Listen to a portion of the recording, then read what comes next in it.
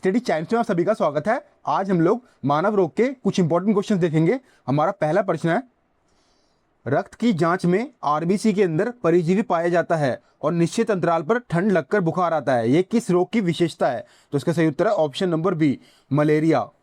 तो मलेरिया जो है ये प्लाज्मोडियम नाम का जो परजीवी है उसकी वजह से होता है। ठीक है, ये परजीवी क्या करता है, ये लाल रक्त जो कोशिका होती है ना हमारी आरबीसी, उसके अंदर प्रवेश करता है और उनका नाश करने लग जाता है। प्लाज्मोडियम हमारे शरीर में आता कैसे है, इसे जो मादा एनोफिलीज है यानी कि हमारी जो फीमेल एनोफिलीज मॉस्किटो है, ये इसके जरिए हमारे शरीर में आता है, ये हमें काटती है, जिसके जरिए जो प्लाज्मोडियम है ये हमारे शरीर में प्रवेश कर जाता है।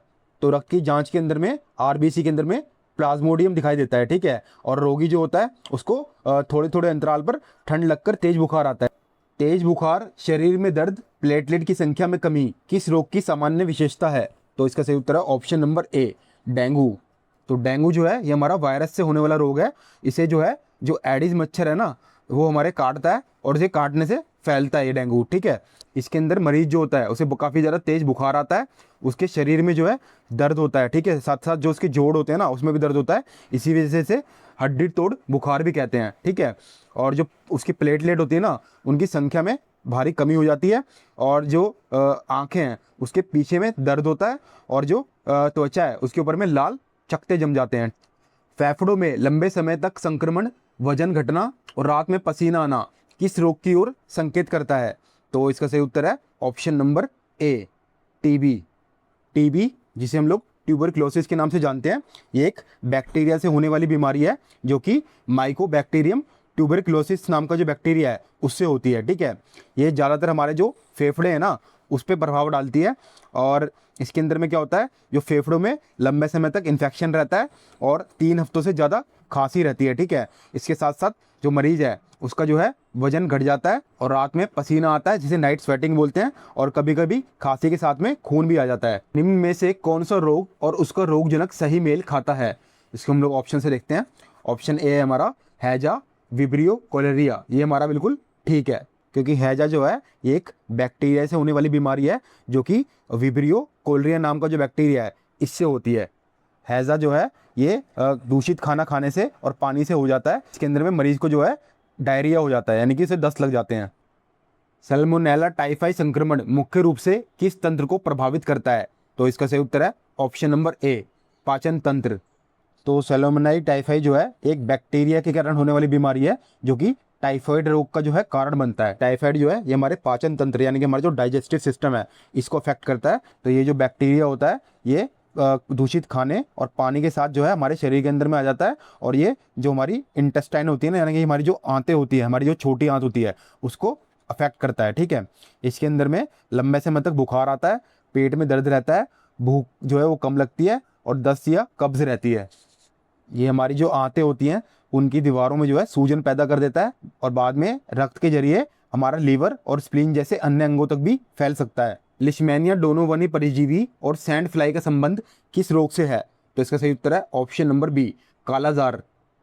तो लिशमैनिया डोनोवनी जो है ये एक प्रोटोजोआ पैरासाइट है जो कि काला अजर नाम का जो रोग है उसका कारण बनता है।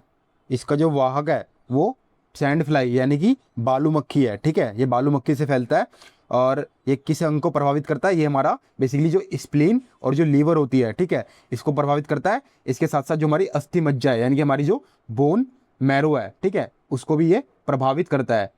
इसके अंदर में मरीज को लंबे समय तक बुखार आता है, उसका जो वजन है वो कम हो जाता है, और हमारा जो स्प्लीन और जो लीवर है वो बढ़ना स्टार्ट हो जाते हैं। फाइलेरिया रोग में शरीर के ऊतकों में सूजन का मुख्य कारण क्या है? तो इसका सही उत्तर है ऑप्शन नंबर ए, लसीका तंत्र यानी कि लिम्फेटिक सिस्टम में रुकावट।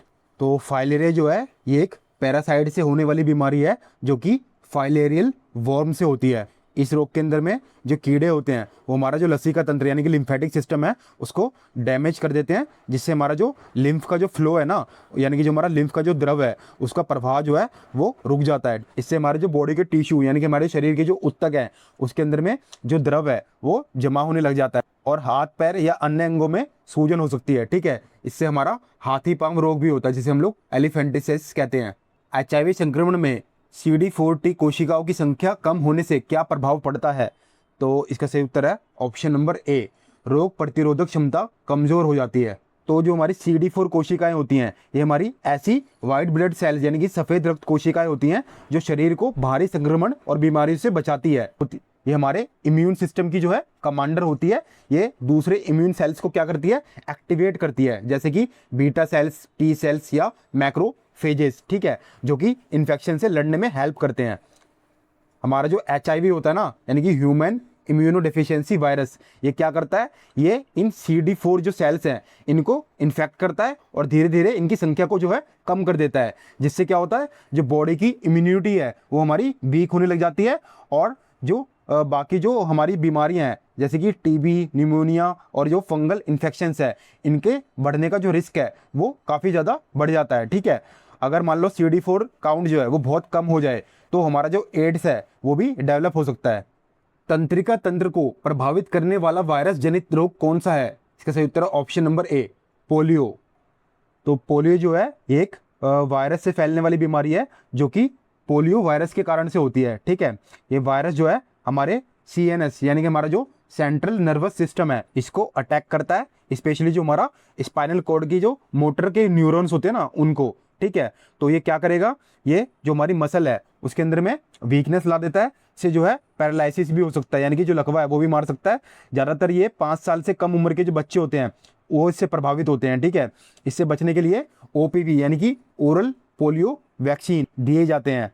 गले में झिल्ली का बनना किस रोग की प्रमुख पहचान है? इसका सही उत्तर है ऑप्शन नंबर ए, डिप्थीरिया। तो डिप्थीरिया जो है ये कॉर्निबैक्टीरियम डिप्थीरिया नाम का जो बैक्टीरिया है इससे होने वाला एक गंभीर रोग है। ये मुख्य रूप से हमारे जो नाक और जो गला है इसको प्रभावित करता है। इस रोग के अंदर में जो हमारा गला और जो टॉन्सिल है इसके ऊपर में एक गाढ़ी और मटमैली झिल्ली जो है वो बन जाती है। ये झिल्ली हमारी डेड सेल्स, टिश्यू और बैक्टीरिया से बनती है जो सांस लेने और खाना निगलने में काफ़ी ज़्यादा कठिनाई पैदा करती है। डिप्थीरिया से बचने के लिए बच्चों को DPT की जो वैक्सीन है वो लगाई जाती है। टिटनस में मांसपेशियों की अकड़न किस कारण होती है? तो इसका सही उत्तर है ऑप्शन नंबर ए, जीवाणु द्वारा उत्पन्न विष के कारण। तो टिटनस जो है ये क्लाज्मोट्रिडियम टेटनी नाम का जो बैक्टीरिया होता है इसकी वजह से होता है। जब ये बैक्टीरिया किसी घाव के जरिए शरीर में प्रवेश करते हैं तो ये टेटनो स्पेसिमिन नाम का जो एक विष है वो उत्पन्न करते हैं। ये विष क्या करता है, ये हमारा जो तंत्रिका तंत्र है उसको प्रभावित करता है और मसल्स को रिलैक्स करने वाले जो हमारे सिग्नल्स होते हैं ना उनको ब्लॉक कर देता है, जिससे काफ़ी ज़्यादा ऐंठन और अकड़न होती है। इससे हमारी जबड़े की मसल में भी अकड़न हो जाती है जिसे हम लोग लॉकजो कहते हैं। बोर्डेटला पर्ट्यूसिस किस रोग के कारण बनता है? इसका सही उत्तर है ऑप्शन नंबर ए, काली खांसी। तो बोर्डेला पर्ट्यूसिस जो है ये एक हमारा बैक्टीरिया है जो कि वूपिंग कॉस यानी कि काली खांसी का कारण बनता है। ये डिजीज हमारा जो श्वसन तंत्र है यानी कि हमारा जो रेस्पिरेटरी ट्रैक्ट है उसको इन्फेक्ट करती है और स्पेशली जो बच्चे हैं उनके अंदर में ज़्यादा देखी जाती है। इसके अंदर में क्या होता है, इसमें लगातार तेज खांसी आती है, कभी कभी इसमें उल्टी भी हो सकती है और जो नवजात होते हैं उनमें ये जो बीमारी है ये काफ़ी ज़्यादा सीरियस होती है। इससे बचाव के लिए हम DPT का जो है वैक्सीन लगाते हैं जो हमारा डायप्थीरिया, पर्ट्यूसिस और टेटनस से बचाव करती है। निम्न में से कौन सा रोग और वाहक का सही संयोजक है? इसको हम लोग ऑप्शन से देखते हैं।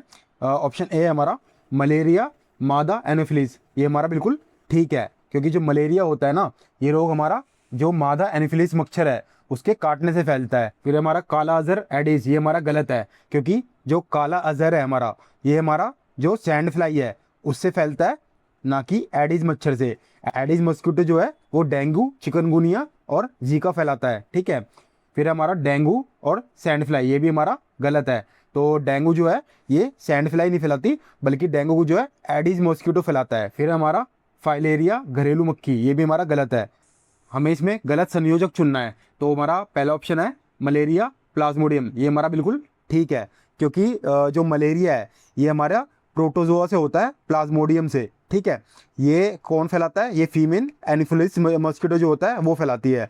फिर है हमारा TB माइक्रोबैक्टीरियम, ये भी हमारा सही है क्योंकि जो TB यानी कि ट्यूबरक्लोसिस होता है ये हमारे माइक्रोबैक्टीरियम ट्यूबरक्लोसिस नाम का जो बैक्टीरिया होता है ये इससे फैलता है। ठीक है, ये हवा से फैलने वाला रोग है।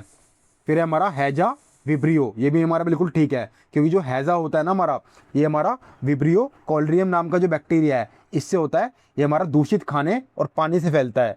फिर हमारा डेंगू सैल्मोनेला, ये हमारा गलत है, क्योंकि जो डेंगू हमारा, ये हमारा एडीज नाम का जो मच्छर है उससे फैलता है, ठीक है। जबकि जो सैल्मोना है ये हमारा एक बैक्टीरिया है जो कि टाइफाइड फीवर और फूड पॉइजनिंग का कारण बनता है। तो इसमें हमसे गलत पूछा था, तो ऑप्शन डी हमारा सही उत्तर हो जाएगा। बीसीजी टीका किस रोग से बचाव के लिए लगाया जाता है? इसका सही उत्तर है ऑप्शन नंबर बी, टीबी। तो बीसीजी वैक्सीन जो है इसकी फुल फॉर्म होती है बैसिलस कलमेटे गुलरीन। ये हमारा जो है टीबी से बचाव के लिए दिया जाता है। भारत के अंदर में ये वैक्सीन जन्म के तुरंत बाद जो है लगाई जाती है।